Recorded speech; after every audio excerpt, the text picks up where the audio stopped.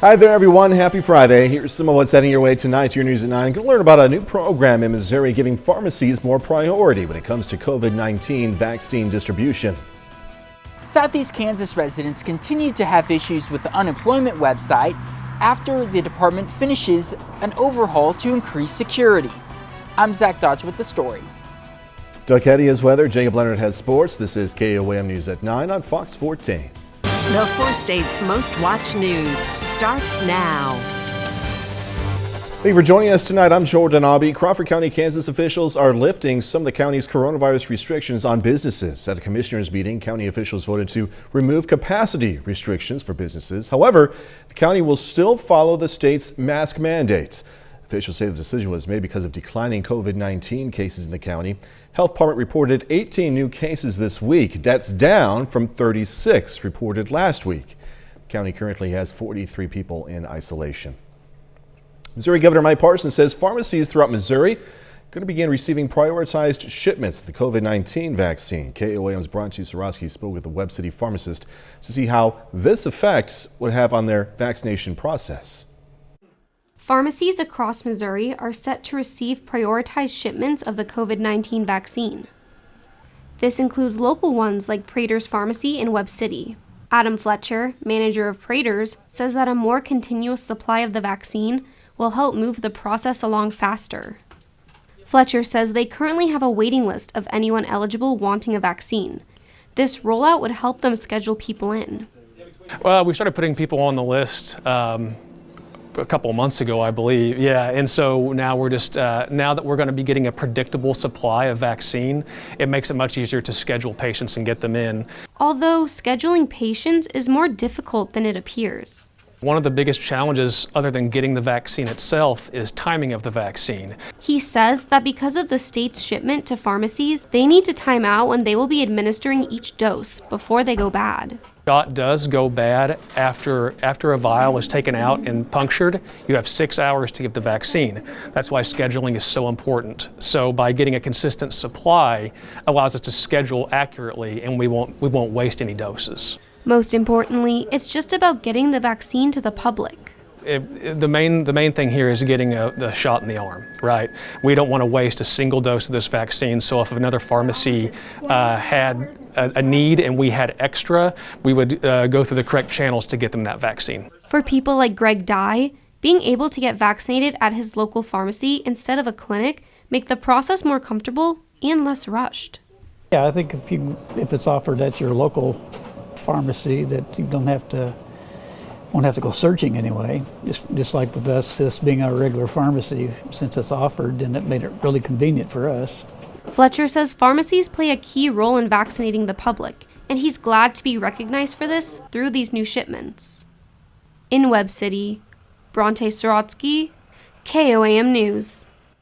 Fletcher adds that anyone wanting to be added to their waiting list can do that by going to their website or just picking up the phone and calling. Well, the U.S. is now averaging 2 million vaccine shots a day. That's up from 1.3 million just a month ago. More mass vaccination centers are opening up to speed up the rollout. This coming as new CDC research highlights the benefit of mask mandates. Fox News correspondent Jonathan Siri has more.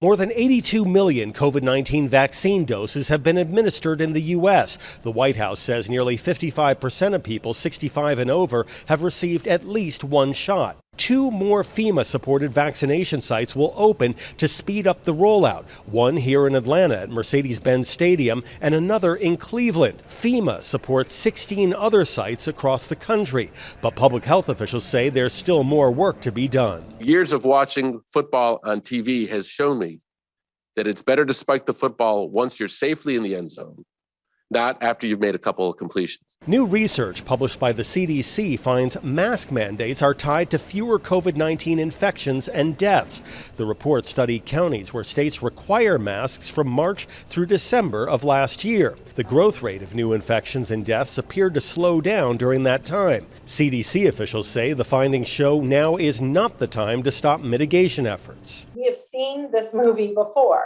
When prevention measures like mask mandates are rolled back, cases go up. The research comes as several states ease COVID-19 restrictions. Today, Connecticut Governor Ned Lamont defended his decision to fully reopen some businesses while keeping mask requirements in place. The difference between then and now is we're going to have a vast majority of our people over the age of 55 vaccinated, and that's the group that suffers the most complications. The CDC says it will soon release guidance on what people can do once they're fully vaccinated. In Atlanta, Jonathan Seri, Fox News. Doug Heddy joining us now with the first look at the forecasts. It wasn't perfect, compared to, what was it, Monday and Tuesday? I think those days were in the 70s, right? But no, they were in the 60s. Yesterday was in the 70s. Okay, though, but I get confused. All week long has been it was okay. Really nice, except today was a little crummy out there. We had the clouds, we had the showers, and cooler, but we had a midnight high of 58. Most of the day we sat right around 50 degrees. But good news, Jordan, is sunshine returns for the weekend and temperatures rebound just a little bit. Kind of cold out there right now, upper 30s to about 40 degrees. But all the clouds, all the showers that we had earlier, these have rotated out of here, and we look pretty good for us tonight, except I do think we're going to see some patchy fog, which is going to build in a little bit later on tonight. But it burns off early, and then we see mostly sunny skies by late morning. Of course, we'll break down the forecast for you here in just a bit. All right, Doug, thanks so much. Kansas Department of Labor will get more call center representatives and extended hours as residents continue to have problems with the unemployment website. Here at KOAM, we receive calls every week from residents having issues with unemployment benefits. Many of them don't want to share their experience on camera. But today, KOAM's Zach Dodge spoke with a Pittsburgh woman who did. Talking to an automated chat and making phone calls has been an all-consuming process. All call center representatives are engaged with a claimant at this time, and the hold queue is full. In June of 2020, Pittsburgh resident Jeanette left her job, feeling she had no choice but to stay home with her kids. My responsibility as a mother needed to come first. She qualified for unemployment, but after that ran out, she started trying to apply for extended benefits in January. I have not been able to get logged in. I have not been able to make contact with anybody that can help. Since February 3rd, she says she's tried everything she can think of, including calling the department 2,000 times. To speak with a call center representative, you will need to call back later. It's put a tremendous hardship.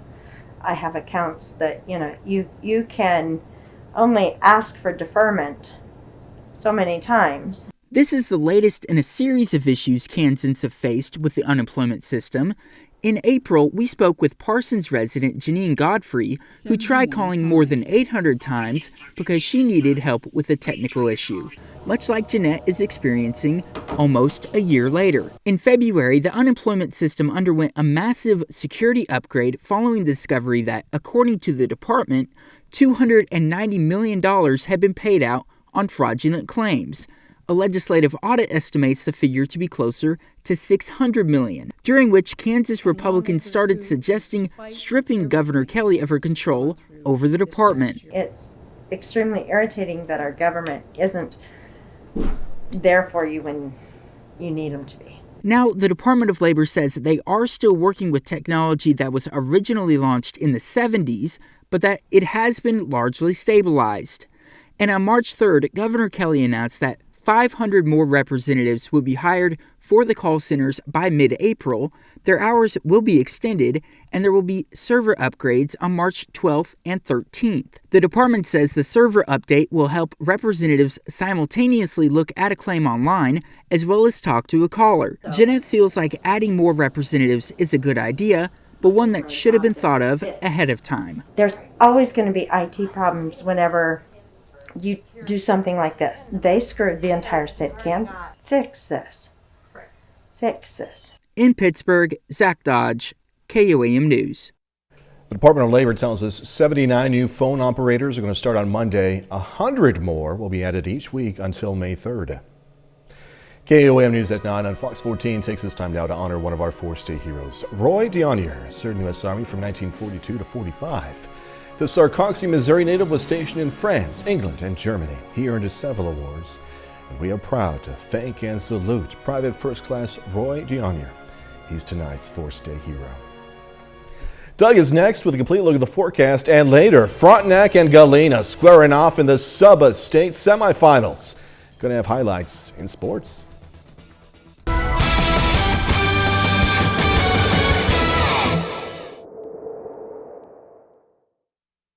Day for us today as our temperatures during the day mainly into lower 50s across the region. We have the clouds, we have the light little showers across the area, but not awful.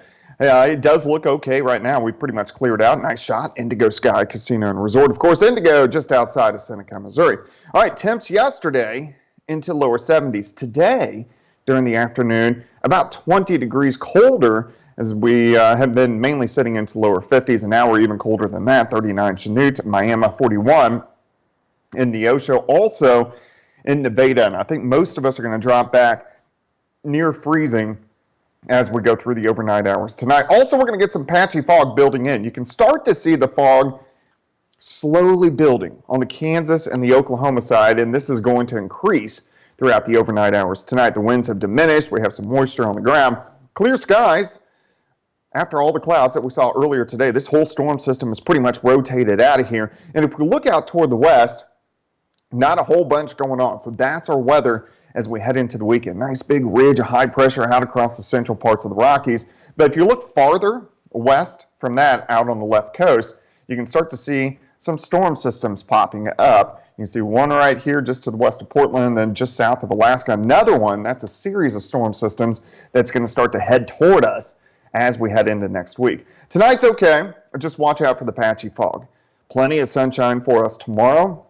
I think mostly sunny skies. Temperatures are going to be great as we warm near 60. We'll start cold, 32, 55 by noon, high temp right around 60. Tomorrow night, still, we have the clear skies. And then on Sunday, we'll get a few mid and upper level clouds that will stream through, but still in general, I think we'll be mostly sunny, a little bit warmer as we go into low to mid 60s for highs. So the weekend looks great.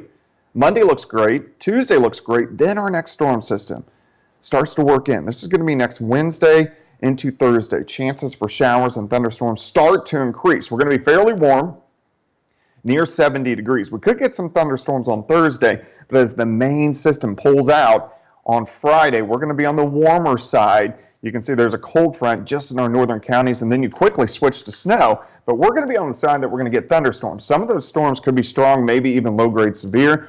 That's still 7 days away, but something we want to keep our eyes on. That system pulls by, then we get into the cold air. So now we're talking about colder rain on Saturday into Sunday. These are a series of storms, may even end with a little bit of snow the following Monday. So it's going to get very active as we go through late next week and then into the following weekend. You can see next Wednesday, Thursday, Friday, Saturday, and Sunday, those rain chances, quite a few rain chances across the region. But the weekend looks great. 60 tomorrow, 62 on Sunday, 65 Monday, 67 on Tuesday. Then those thunderstorm chances increase by the second half of the work week. Mother Nature is being a magician. You want snow? Okay. You want severe weather? Okay. Make up your mind. March is a wild month for us. It is. It is. All right, we'll see you in a little bit. Thanks so much, Doug. Alrighty. Coming up, more of what several parents say is pandemic politics. Could getting America's kids back into class be the next hot button political issue? I'm Mark Meredith in Washington. We'll take a closer look coming up. Parents coast to coast say they're fed up with school shutdowns. Now they're pushing lawmakers to make reopening classrooms their top priority. But will they listen? Fox News correspondent Mark Meredith takes a closer look. Like many parents, Paul Brickley is fed up with his kids learning on a computer instead of in a classroom. We as a society put the kids in a Lord of the Flies situation, and we have to get them out of it now, or we're going to reap consequences. Brickley has joined with other concerned parents in Arlington, Virginia, to encourage leaders to embrace reopening policies. That's the only issue that really unifies people right now. A recent Quinnipiac poll found only 47% of Americans feel schools are reopening at the right pace. 27% say they aren't reopening fast enough. Many Republicans think the data exposes a potential new wedge issue with voters. Parents tell us they're ready to listen. Megan Bacciagalupi organized the group Open Schools California. Parent advocates here in California, which, for the most part lean to the left, have had outreach from Republican members of Congress and who are interested in speaking to us. President Biden says he wants kindergarten to 8th grade students back in class by the end of April. At the end of the first 100 days, we'd have a significant percentage of them being able to be opened. Some Republicans say it's not enough. They point to states like Florida, where students went back to school months ago. We have given the choice to the parents. Either you send them to school because the schools are open, or you keep them at home and they learn virtually. But they have choice, and choice is freedom. It's unclear if school closures will still be a relevant issue by next year's midterm elections, but parents say they are watching where lawmakers stand on the issue now. Some parents aren't waiting for their kids' public schools to reopen. Many are enrolling kids in schools already back open, whether they be private or parochial schools, and this is a move that may impact public school budgets for years to come. In Washington, Mark Meredith, Fox News. Still ahead, adjusting those final touches. The Senate is in the middle of a lengthy vote-a-rama for the president's coronavirus relief bill. I'm Lauren Blanchard in Washington. More on the amendments being offered coming up. Senate is inching closer to a vote on their version of the president's massive COVID relief bill, but Republicans are planning to do what they can to slow the process and force Democrats to go on record with some potentially politically tricky amendments. Fox News correspondent Lauren Blanchard is over in D.C. now with the latest. Senator Graham said it's going to be a long night. Bring it on. We're ready. Senate Budget Committee Chair Bernie Sanders kicked off Friday's marathon vote-a-rama amendment process, saying the American Rescue Plan will pass. But first, he attempted to fit a minimum wage hike into the bill. It was bipartisanly shot down. If we can't respond to the pain of working families today, we don't deserve to be here. Republicans are also offering amendments, many of which are expected to fail. We're going to try to improve the bill. The millions who elected 50 Republican senators will have their voices heard loud and clear. Democrats are in a race to pass President Biden's $1.9 trillion proposal before next weekend. That's when many extended emergency benefits run out. We're not going to make the same mistake we made after the last economic downturn. The economy did show some growth Friday. The Labor Department said 379,000 jobs were added in February, and the unemployment rate fell to 6.2%. The rescue plan is absolutely essential for turning this around, getting kids back to school safely, getting a lifeline to small business, and getting the upper hand on COVID-19. Democrats argue the package is needed to continue recovery. Republicans say it's already happening without the massive price tag. We are already on track to bounce back from this crisis. It's likely the Senate will make its way through all the amendments this weekend and then take a vote. If it is approved, then it will head back to the House. In Washington, Lauren Blanchard, Fox News. Senate Democrats also proposed another change in their bill to keep extended unemployment payments capped at $300 a week rather than up them to $400 as proposed by the House. If passed, those boosted payments will continue through September. Coming up, if you've ever wanted to decorate your face to look like a Chipotle burrito, now you can. Chips and guacamole for your face. Elf Cosmetics is teaming up with Chipotle on a new makeup line. It includes eyeshadows inspired by classic ingredients we're seeing right there, including rice, beans, salsa, and guac. There's also a red hot salsa colored lip gloss and a sponge set that looks like an avocado. The line launched March 10th and is going to be available to purchase on elfcosmetics.com, also chipotlegoods.com.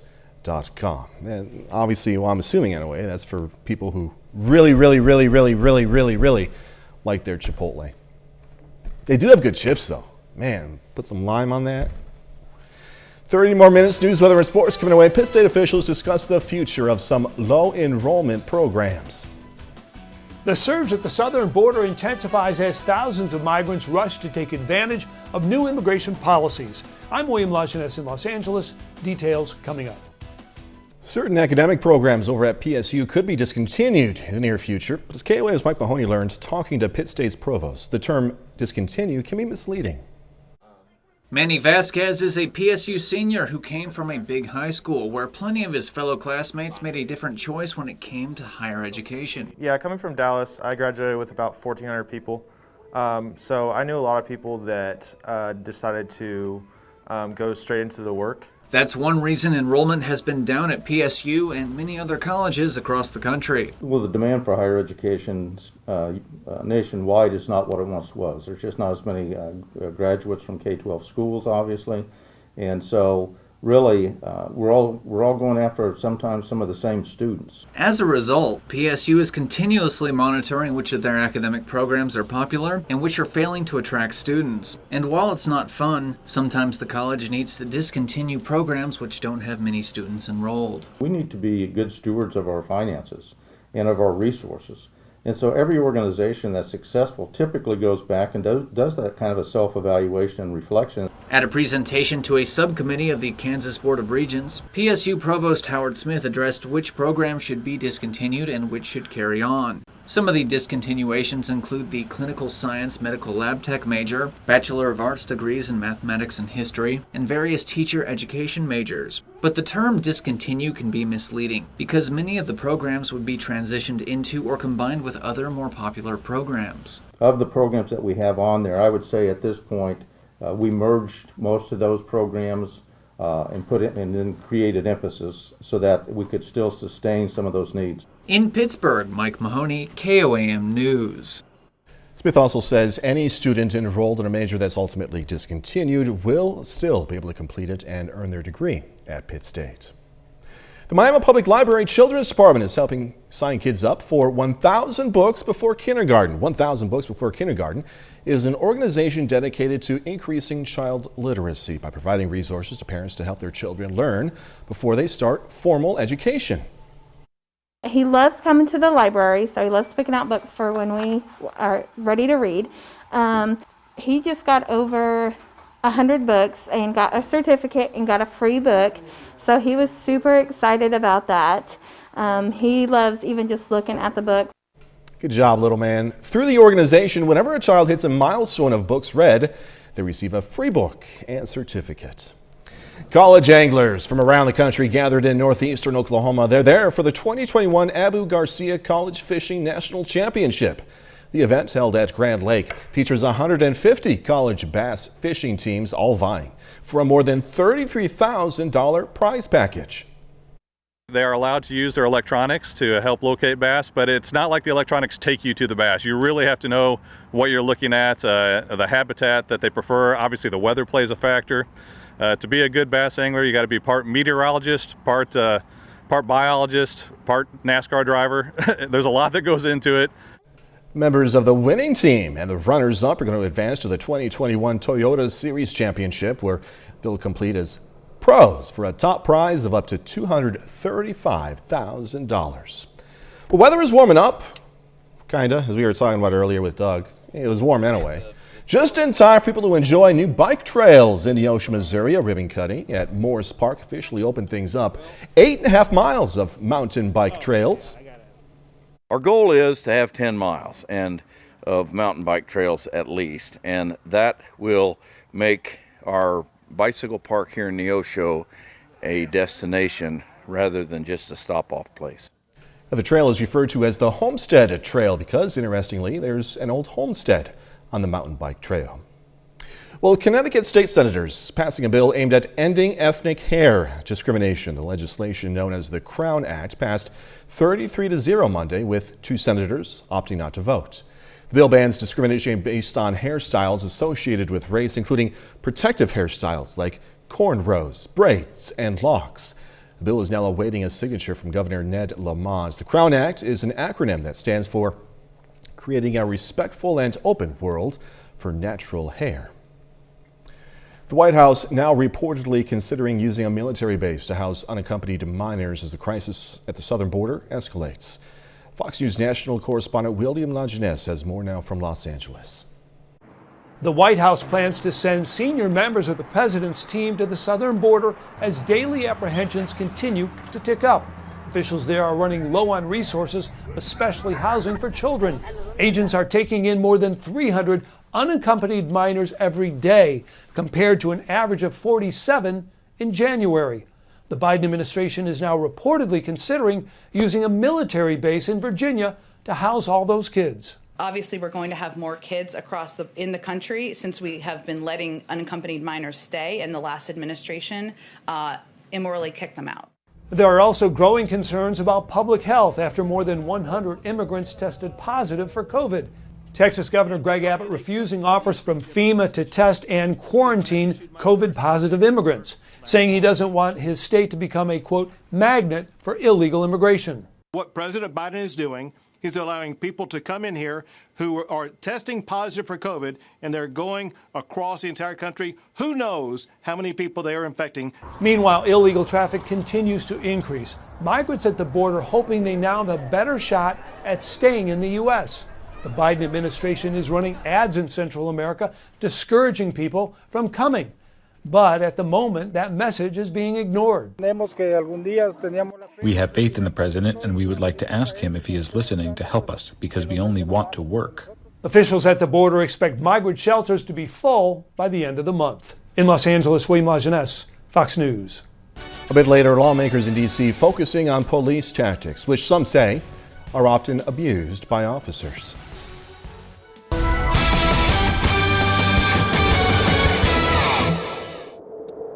Well, it turned out to be a cooler day for us today. Of course, we had the clouds and some random light showers. Not much in the way in the rain bucket. A few hundredths of an inch. That was just about it. But a much cooler day. Most of the day we sat into the lower 50s, but at least the skies are starting to clear out now. It looks good. Indigo Sky Casino and Resort, Seneca, Missouri, just outside of Seneca, Missouri. Look at our temps yesterday.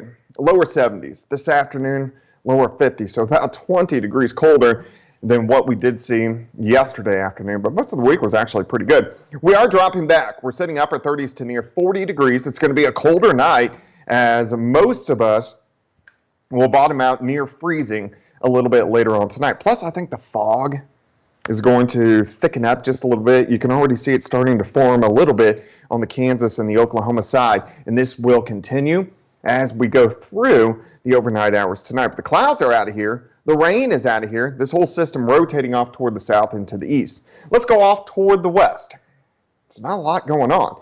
You can see this huge ridge of high pressure right across the Central Plains. That's our weather for Saturday, Sunday, Monday, into Tuesday. Then those storm systems stacking up off the west coast, those will start to affect us by the middle of next week. Until then, I think we look pretty good. It's just going to be cold tonight. We're going to have that patchy fog, but mostly sunny skies for us on Saturday. Really can't beat it. I'd like it to be a little bit warmer, but still definitely warmer than what we did see today. 32 to start. We're going to have that fog in the morning, 55 by noon, high temp right around 60. The winds are going to be light. Tomorrow night, a few mid and upper level clouds will start to stream in, but still even on Sunday, we'll have mostly sunny skies, even a little bit warmer, low to mid 60s for highs. Monday looks good. Tuesday looks good. Wednesday, we start to get a few scattered showers and thunderstorms in here. So let's jump to next Thursday because we have those series of storm systems which are going to work in. We're going to be near 70, showers, thunderstorms on Thursday. Some of these could be on the stronger side, so we want to watch that. And then as we head into Friday, the main system kicks out. Now, in the pattern, this is the same system that we had at the end of January, about December 10th, right before Halloween, and every single time this system has produced either a lot of rain or a lot of snow.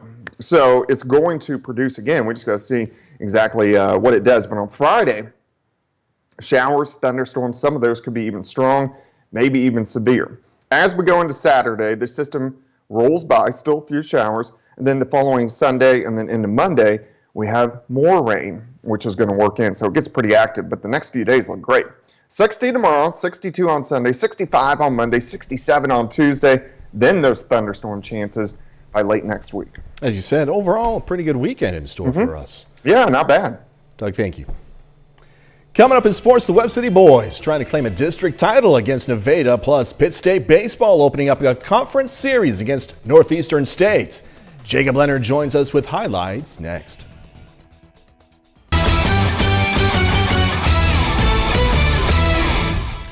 Well, tonight is championship night for the Class 5 District 12 boys tournament in Missouri. This year's title game features Nevada and Webb City, the third time these two teams have played this season. The Tigers and Cardinals split their two meetings in that regular season. Tonight, another good one, but it's Nevada claiming the district title and moving on to the Class 5 bracket, 52-49. We're going to have full highlights and post-game reaction from this one on KOAM News at 10.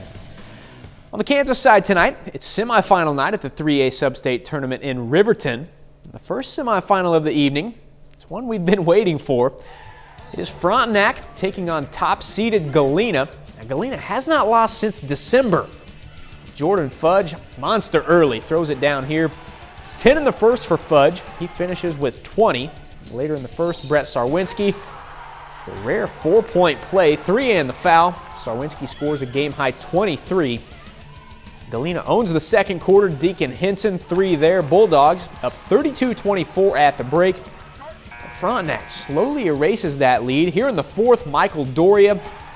Big 3 ties the game, but Galena closes it out at the line late. The Bulldogs back in the Sub-State Championship, 51-46. We've talked about it all year long. You know, first goal is to try to win that conference championship, and we succeeded in that.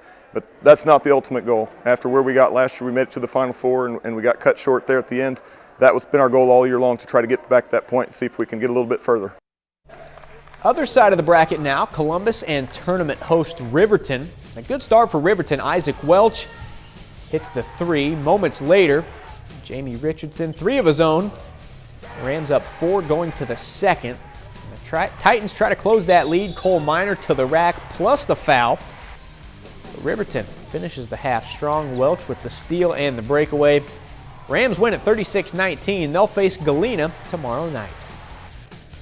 The Chanute Blue Comets at home against Parsons with a chance to move on to state. This one here was another good one, but Parsons earns its 4th consecutive trip to state, 62-54. The Pittsburg State Gorillas are 5-1 to start the baseball season. Pitt State took 2 of 3 from Fort Hays State last weekend in their first conference series of the year. The Gorillas back home this weekend for a 3-game series against Northeastern State.